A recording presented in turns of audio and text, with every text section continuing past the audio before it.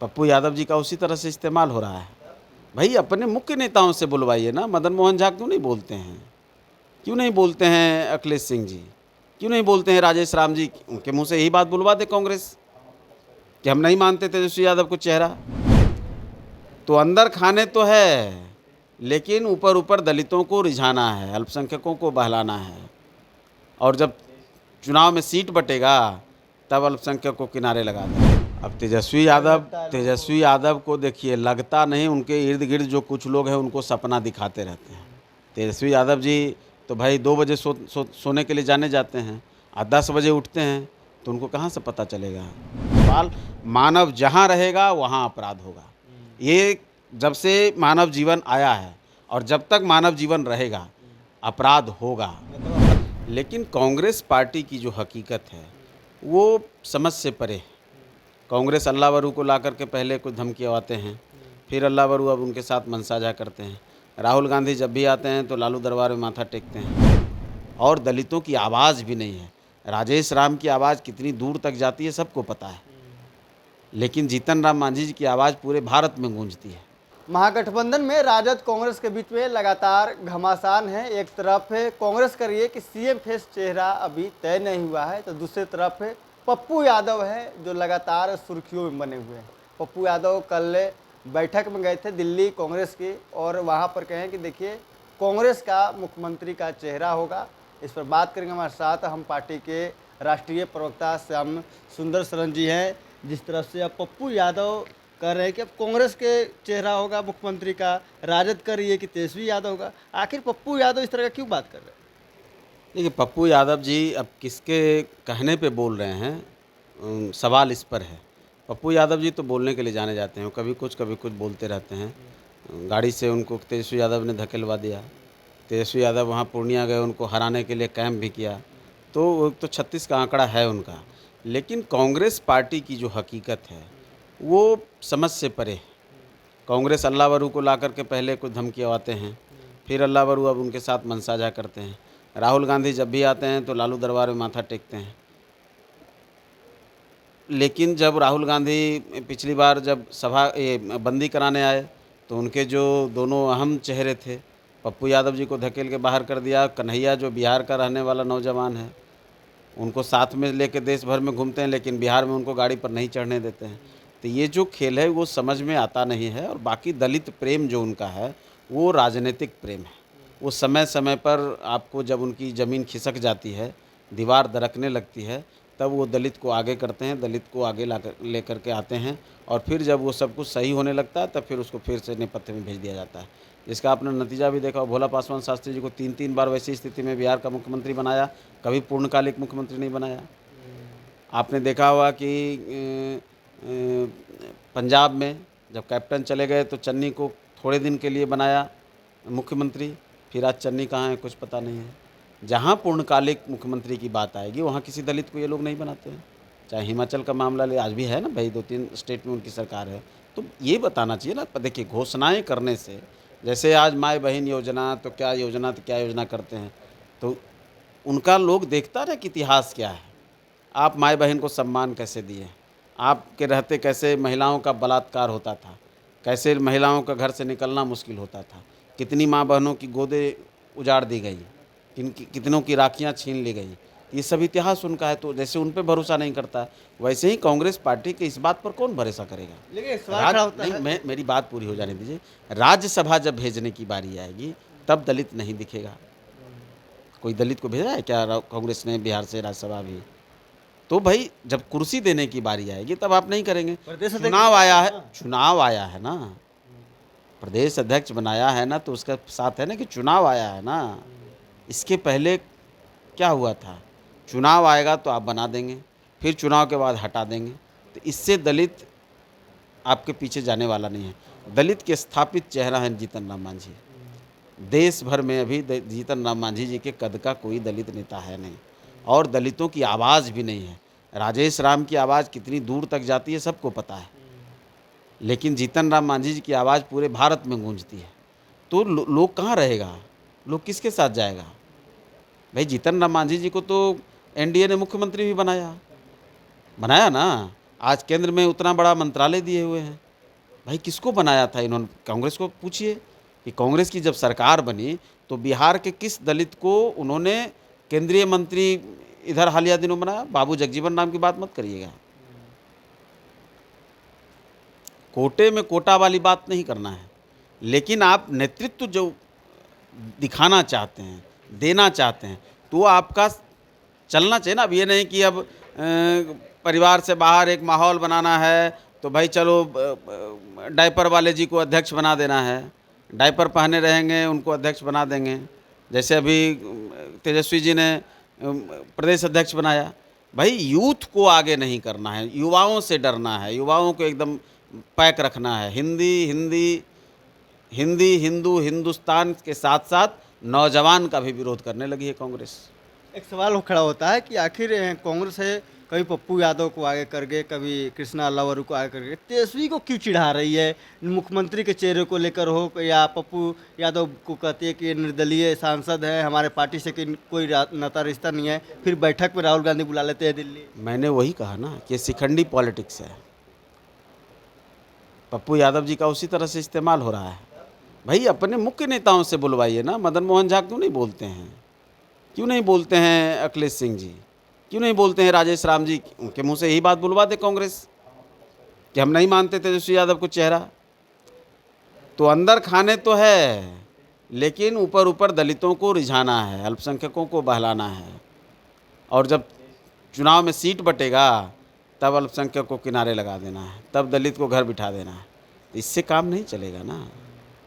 5 मंत्रालय तेजस्वी जी रखेंगे तो अपने रख लेंगे। कितने दलित को मंत्री बनाते हैं? किसको कौन सा अहम मंत्रालय देते हैं? नहीं देंगे। एक सवाल है, यहाँ पर क्राइम पर थोड़ा आते हैं। बिहार में आपराधिक घटनाएं घट रहे हैं। चिराग पासवान भी कह रहे हैं कि आपराधिक घटनाएं बढ़ गया है और लगातार लहूलुहान बिहार हो रहा है। इस बयान को कैसे देखते हैं? देखिए मेरी नेक सलाह है। चिराग पासवान जी गठबंधन के नेता हैं, भारत सरकार में केंद्र में मंत्री हैं। दुर्भाग्य से बिहार में वो साथ हैं, उनका कोई यहाँ विधानसभा नहीं, बिहार में जो विधानसभा और विधान परिषद है वहाँ उनकी कोई उपस्थिति नहीं है, इसलिए वो बिहार के मंत्रालय में या सरकार का हिस्सा नहीं है। मैंने ये कहा। अब आप लोग देखिए बात को तुरंत इधर से उधर कर देते हैं। तो वो नहीं है, लेकिन उनको अगर लगता है कि बिहार में अपराध का ग्राफ बहुत ऊपर है तो उनको जाकर के मुख्यमंत्री जी से बात करनी चाहिए, उनको जाकर के डीजीपी से बात करनी चाहिए, उनको राज्यपाल से मिलना चाहिए था। उनको ट्विटर पे खेलने से नहीं होगा ना अपराध कम।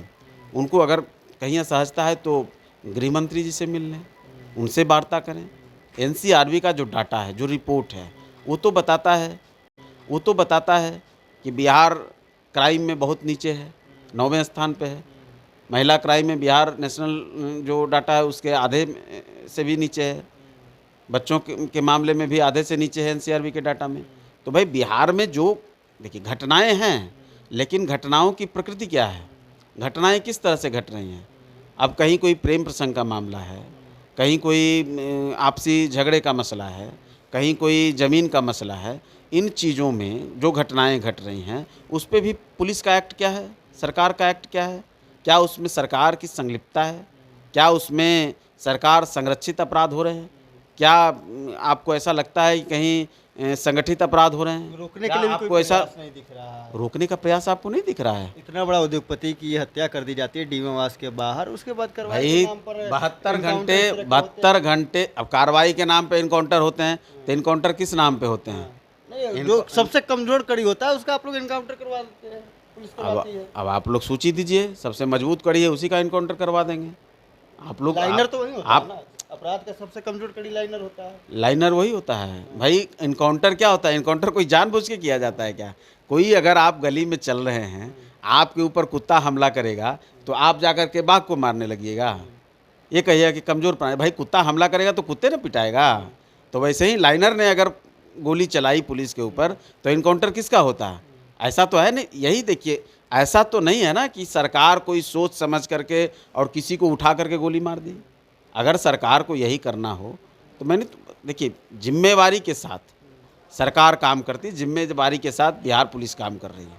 ऐसा नहीं, अगर वैसा कुछ होता, पब्लिक का आइवॉश करना होता तो अभी तक दर्जनों इनकाउंटर हो गए होते। वो तो कुछ लगता नहीं है। सरकार सूची बनाती है अपराधियों की, 10 अपराधियों को इनकाउंटर कर देगी। तो अपराधी घटनाएं नहीं हो रही बिहार में, आप बताओ। हो रही हैं। अपराध की प्रकृति क्या है, अपराध के पीछे कौन लोग हैं, क्या सरकार है, क्या सरकार उसमें संरक्षण दे रही है, क्या सरकार बचाने का काम कर रही है? ऐसा तो नहीं है। ऐसा तो नहीं है कि अने मार्ग में माताजी पिताजी के राज में, जैसे जंगल राज जो हाई कोर्ट ने कहा, क्यों कहा? वहाँ जब एक डीएम आईएएस की पत्नी के साथ सालों बलात्कार हो रहा है, उसके ऊपर कोई मुकदमा नहीं हो रहा है। तो बीजेपी के नेता कह रहे हैं बॉबी ना कि बॉबी नीतीश बॉबी कुमार की गलती है।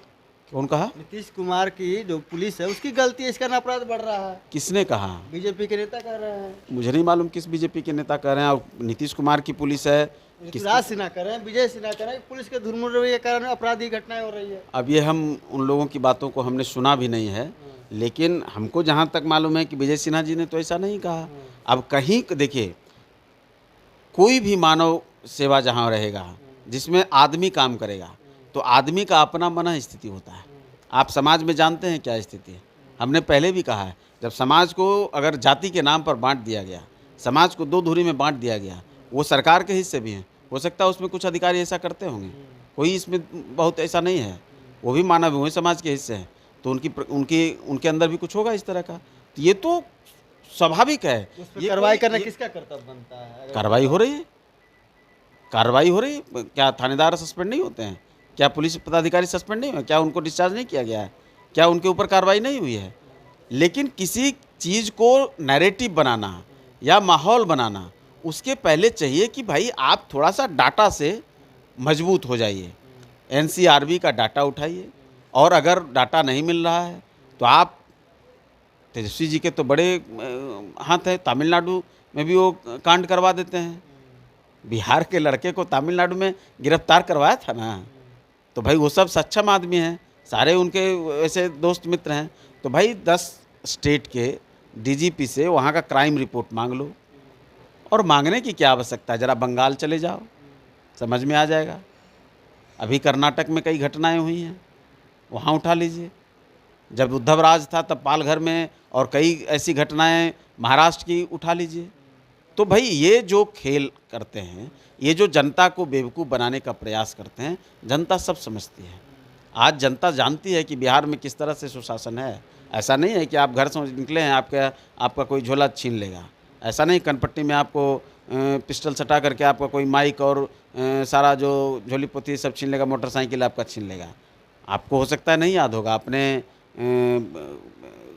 माता पिता से पूछिएगा, घरों से लोग 6 बजे के बाद नहीं निकलते थे। हम लोगों को अगर कहीं लेट हो जाता था, 6-7 बज जाता था, तो फिर किसी रिलेटिव के यहाँ रह जाते थे, लेकिन अपने घर वापस नहीं जाते थे, क्योंकि वापस जाने में कई जगह खतरा था, कितनी जगहों लूटपाट होती थी, कितने जगहों पर लोगों को बांध के रात भर में बांध दिया जाता, पार दिया जाता था। तो वो उसी घटनाएं तो नहीं हो रही। तो जैसे तो कही रहे कि अभी कोई रात में निकलता है तो पता नहीं कि कब आएगा कब नहीं आएगा। अब तेजस्वी यादव को देखिए, लगता नहीं, उनके इर्द गिर्द जो कुछ लोग हैं उनको सपना दिखाते रहते हैं। तेजस्वी यादव जी तो भाई 2 बजे सोने के लिए जाते हैं, और 10 बजे उठते हैं, तो उनको कहाँ से पता चलेगा? आप निकलिए ज़रा घर से बाहर और देखिए कि क्या भीड़ होती है पटना की सड़कों पर रात के 12 बजे। क्या रात के 12 बजे सिनेमा हॉल बंद होता है? क्या सिनेमा हॉल में लोग नहीं होते हैं? क्या आप चले जाइए गंगा पाथवे पर चले, जिसको मरीन ड्राइव के लोग के नाम से जानते हैं, जाइए, रात में कितनी भीड़ होती है। चिराग पासवान की बात क्यों नहीं समझाते हैं आप लोग? मुझे नहीं लगता कि चिराग पासवान इस बात को नहीं समझते हैं, और चिराग पासवान ने ऐसी कोई बात की है। अगर मैंने तो कहा कि जिसको भी लगता है, उसमें चिराग पासवान भी अगर ऐसा सोचते हैं तो उनको भी चाहिए। भाई डाटा बोलेगा ना, हम कुछ कह देंगे इससे तो बात नहीं बन जाएगी। और बाकी रहा जहाँ तक हत्या का सवाल या अपराध का सवाल, मानव जहाँ रहेगा वहाँ अपराध होगा। ये जब से मानव जीवन आया है, और जब तक मानव जीवन रहेगा अपराध होगा। तो अपराध कम होने वाला नहीं है। लेकिन नहीं, अपराध तो कम हो गया बिहार में। अपराध की प्रकृति क्या है?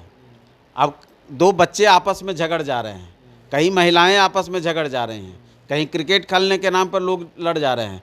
तो कुछ देखिए, समाज में कुछ परिवर्तन भी आया, इसको आपको भी मानना होगा। आज जो ये सोशल मीडिया का खेल है, आज आप देख रहे हो कितनी तरह की घटनाएं घट जा रही हैं। अब घटना हो गई वो रघुवंशी कह देंगे, इससे तो बात नहीं बन जाएगी। और बाकी रहा जहाँ तक हत्या का सवाल या अपराध का सवाल, मानव जहाँ रहेगा वहाँ अपराध होगा। ये जब से मानव जीवन आया है और जब तक मानव जीवन रहेगा अपराध होगा। मतलब अपराध कम होने वाला नहीं है नहीं, अपराध तो कम हो गया बिहार में। अपराध की प्रकृति क्या है? अब दो बच्चे आपस में झगड़ जा रहे हैं, कहीं महिलाएं आपस में झगड़ जा रही हैं, कहीं क्रिकेट खेलने के नाम पर लोग लड़ जा रहे हैं। तो कुछ देखिए, समाज में कुछ परिवर्तन भी आया, इसको आपको भी मानना होगा। आज जो ये सोशल मीडिया का खेल है, आज आप देख रहे हो कितनी तरह की घटनाएं घट जा रही हैं। अब घटना हो गई वो रघुवंशी और सोनम वाला, पति पत्नी में घटनाएं घट जा रही, इसमें कोई पुलिस क्या करेगी? आप किसी के कमरे के अंदर जाकर पुलिस बैठेगी? लेकिन उसके बाद पुलिस क्या कर रही है? घटना हो रही, उसके बाद पुलिस का एक्शन क्या है? ये मसला है। ऐसा नहीं है कि राह चलते किसी युवती को उठा लिया जा रहा है, ऐसा नहीं है कि बॉबी हत्याकांड हो जा रहा है, ऐसा नहीं है कि गौतम शिल्पी हत्याकांड हो जा रहा है, ऐसा नहीं है कि विश्वास कांड हो रहा है यहाँ, ऐसा नहीं है कि सिनेमा, भाई कितने सिनेमा बन गए जंगल राज पर। तो कम से कम इन चीज़ों को जब मेल करते हैं तो इतिहास को उठा करके देखना चाहिए। आप किसी को सुशासन, हम नहीं बोल रहे, जनता बोलती है, नीतीश कुमार का काम बोलता है, एनडीए शासन का काम बोलता है। आप आज पटना के शहर, पटना तो छोड़ दीजिए, आप बिहार के किसी कोने में चले जाइए, जो रोड की कनेक्टिविटी है, जो लोगों के आम जीवन को सुधारने का जो प्रयास हुआ, आप भारत सरकार ने आयुष्मान कार्ड दिया, आज नीतीश सरकार ने जो पेंशन योजना लाया है, आज जो बिजली की स्थिति है, इन तमाम चीज़ों पर चर्चा करिए ना। घर में बैठ करके चार लोगों से नैरेटिव सेट करा करके और ट्विटर और फेसबुक का खेल खेल करके इससे राजनीति खड़ी हो जाएगी क्या? यहीं ये लोग फेल करते हैं, तब फिर ईवीएम को गाली देते हैं, तब फिर चुनाव आयोग को गाली देते हैं। जनता से कनेक्शन है नहीं, पब्लिक से कोई कनेक्शन है नहीं, उनके मिजाज का कुछ पता है नहीं, नैरेटिव गढ़ रहे हैं। सेना पर सवाल उठा दो, चुनाव आयोग पर सवाल उठा दो, सीबीआई को गाली दे दो, ये सब करके अगर चुनाव भाई आप जीतते हैं तो आपको मुबारक, जनता अपना काम कर रही है। बिल्कुल, देखिए बिहार में लगातार बढ़ते अपराध को लेकर तेजस्वी यादव हमलावर हैं सरकार पे। एक तरफ सरकार में भी कुछ नेता हैं जो कह रहे हैं कि देखिए पुलिस प्रशासन की धूलमिल रवैये के कारण बिहार में आपराधिक घटनाएं घट रही है। चिराग पासवान कर रहे हैं कि बिहार में चारों तरफ लोग लहूलुहान हो गए हैं और सरकार को इस पर चिंतन करना चाहिए। तो वहीं हम के राष्ट्रीय प्रवक्ता ने कहा कि देखिए बिहार में आपराधिक घटनाएं नहीं हो रहे हैं, जिस तरह से जो एक तरह से वो प्लान करके लोग छोटी मोटी जो है घटनाएं वो घट रही हैं, इस पर सरकार पूरी तरीके से कार्रवाई कर रही है। Prince Kushwaha, first Bihar. Panorama group, जो सोचता है वो करता है, आपके अपने सपनों का आशियाना। ये लो मुंह मीठा करो, आज मैंने अपना जॉब छोड़ दिया, अब हम पूर्णिया वापस जाएंगे। जॉब छोड़ दिया है? मतलब ये घर कैसे चलेगा? हम करेंगे क्या? और माँ बाबूजी क्या बोलेंगे? इसलिए मैं एक और मिठाई का डब्बा लाया, अपने बिजनेस के लिए लोन अप्रूव हो गया। अरे लोन अप्रूव हो गया वो तो ठीक है, लेकिन पूर्णिया में हम रहेंगे कहाँ? अपना घर भी तो नहीं है वहाँ। इसलिए तो एक और मिठाई का डब्बा अलग से लाया हूं। हमने पूर्णिया में घर ले लिया है, पूर्णिया के ई होम्स पैनोरमा में। पूर्णिया में पैनोरमा ग्रुप लेकर आए हैं ई होम्स पैनोरमा, बड़ा घर, आलीशान जिंदगी और अत्याधुनिक सुविधाओं के संग। अरे अरे, अब क्यों मुंह मीठा करवा रही हो? क्योंकि हम घर वापसी जो कर रहे हैं। घर वापसी की खुशी पूर्णिया में ई होम्स पैनोरमा के संग। ई Homes Panorama, luxurious lifestyle redefined.